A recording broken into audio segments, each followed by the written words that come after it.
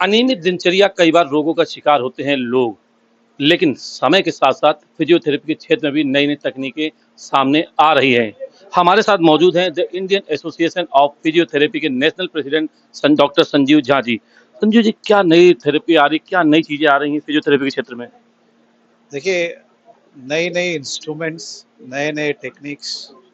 और मैं आपको बताऊं कि फिजियोथेरेपी में 5 लाख से ज़्यादा पीयर रिव्यूड रिसर्च जर्नल्स हैं। जो सबसे बड़ी बात है, वो ये है कि Indian association of physiotherapist dedicated है हम लोग कि हमारे मरीजों का फ़ायदा हो और इसके लिए अभी हम 5 अगस्त को वे पूरे India, pan India free website consultation की लॉन्च करने वाले हैं, जो पूरे हिंदुस्तान के मरीजों के लिए फ्री होगा। इस पे अलग अलग ढंग के, जैसे कमर दर्द के पेशेंट्स हैं, जो सर्वाइकल के पेशेंट्स हैं, बहुत सारे मसल के इंजरी के पेशेंट्स हैं, तो इन सबको, और स्पेशली मोदी जी ने 11 फरवरी 2023 को अहमदाबाद के अधिवेशन में बोला था कि हिंदुस्तान को फिट रखने के लिए फिजियोथेरेपिस्ट का एक अहम रोल है और आईएपी को कुछ न कुछ करना चाहिए। तो हम लोगों ने उसको लॉन्च करने के लिए हम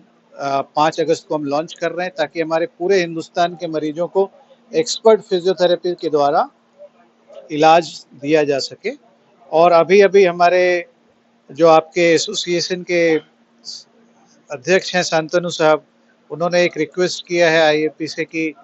जो ऑफलाइन कंसल्टेशन है, जो क्लिनिक की कंसल्टेशन है, वो भी जर्नलिस्ट को भी दी जाए।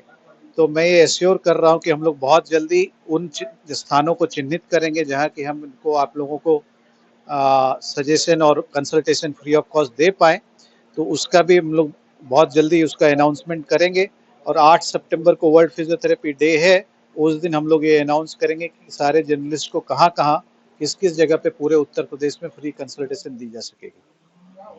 जैसे कि देखने में होता है कि सबसे ज़्यादा अगर कोई व्यक्ति पीड़ित होता है तो जोड़ों के दर्द से, घुटनों के दर्द से, तो क्या फिजियोथेरेपी में, जैसे अगर आपके पास ना भी है तो क्या टिप्स लेके लोग घरों में आ सकें? बहुत से ऐसे भी लोग होते हैं जो नहीं आ सकते हैं, तो ऐसा वो क्या करें कि घर में ही उनको कुछ आराम मिलने की कुछ कवायद हो? देखिए, जो सबसे बड़ी कवायद है, हमारे हमारे वेदों में और हमारे पुराने टाइम में लोग ये बोलते थे कि आप एक्सरसाइज करिए। जैसे आपने अभी शुरुआत की थी क्वेश्चन की कि लाइफस्टाइल डिजीज, ये जो हमारी प्रॉब्लम है हमारी सोसाइटी की आज की डेट में, वो इसी वजह से, क्योंकि लाइफस्टाइल डिजीज बढ़ती जा रही है। हम काम कम कर रहे हैं, हम एक्टिविटी कम कर रहे हैं, हम हर समय किसी न किसी मशीनरी पे आधारित हैं, तो जिसकी वजह से हमारी मांसपेशियां, हमारे जोड़, वो उस ढंग से काम नहीं करते जिस तरह से काम करना चाहिए। तो इस वजह से इसका सबसे अच्छा तरीका है कि आप हफ्ते में 3 दिन कम से कम, जो एक बेसिक एक्सरसाइज है, रेगुलर वॉकिंग है, तो अगर वॉकिंग करें तो कम से कम 20 मिनट की वॉकिंग करें। हफ्ते में 3 दिन अगर आप जिम जा रहे हैं तो कम से कम 3 दिन के लिए आप जाएं। हफ्ते में 3 दिन कम से कम आप रेगुलर अपनी बेसिक एक्सरसाइजेज अगर आप करेंगे तो आप फिट रहेंगे। हमारे साथ मौजूद हैं कानपुर के जाने-माने डॉक्टर डॉक्टर उमेश मिश्रा जी। उमेश जी, कानपुर में आप देखते ही हैं लोगों को, क्या ऐसी चीज़ें जो सबसे ज़्यादा मरीजों में आपको देखने को मिल रही हैं, उन्हें इसके बचाव के लिए क्या करना चाहिए? जैसा कि हम लोग अपने शहर से परिचित हैं, यहाँ की सड़कें और एक जो प्रीडिस्पोजिंग फैक्टर होता है किसी भी बीमारी के बारे में, तो जो सड़कें हैं जिस पे हम लोग चल रहे हैं और बहुत अच्छी सड़कें नहीं हैं, कहीं गड्ढे हैं, कहीं सडनली कोई जर्क आ जाता है, तो इससे संबंधित मैक्सिमम जो लोग प्रॉब्लम लेके आ रहे हैं लो बैक पेन की। अब उसके पीछे बहुत सारे कारण होते हैं कि कुछ जर्क लगा है, डिस्कोजेनिक पेन है, या उसकी कोई वर्टिब्रा, पेशेंट की कोई वर्टिब्रा कहीं से खिसक गई है, तो उस फाइंडिंग्स हम लोग निकालते हैं कि क्या प्रॉब्लम, एग्जैक्ट क्या प्रॉब्लम है।